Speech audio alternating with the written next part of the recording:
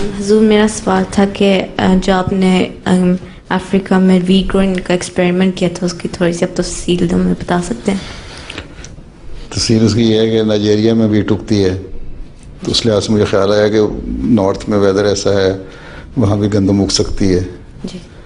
तो उस पर मैंने कुछ थोड़ा से एरिया में एक्सपेरिमेंट किया था इरिगेशन के साथ, थोड़ा पंप लेके।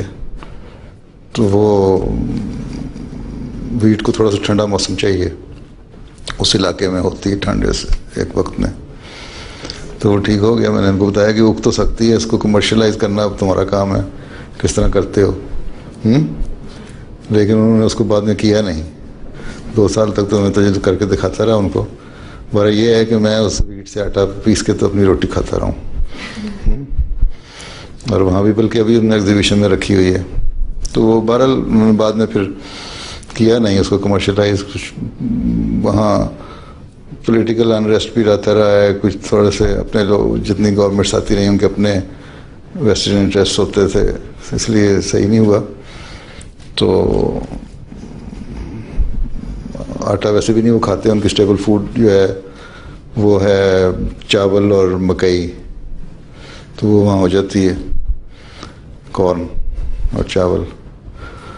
तो बहरहाल आगे चलाया नहीं उसको उन्होंने। ठीक, बहरहाल उसके लिए मेहनत बड़ी करनी पड़ती थी। 30-35 मील पे फार्म था, जुमाले से मैं जाता था, टिपाली फार्म होता था। बाज़ दफ़ा वहाँ उस ज़माने में तो बड़ा सख्त क्राइसिस था, पेट्रोल नहीं मिलता था, डीजल नहीं मिलता था।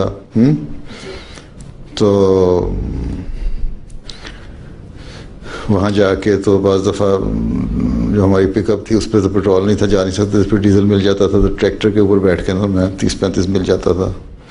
फिर वहीं जाके बाज़ दफ़ा रहते भी थे, जो उनके बुश में अफ्रीकनों के थैच्ड हट्स होती हैं ना, हाउसेस, उनमें रहता था। और वहाँ बिच्छू पता है ना क्या होता है, स्कॉर्पियन, तो उसका भी डर था रात को भी नीचे लेटे हुए तो कहीं सोए हुए बिच्छू ने आकर काट दे। बहरहाल काफ़ी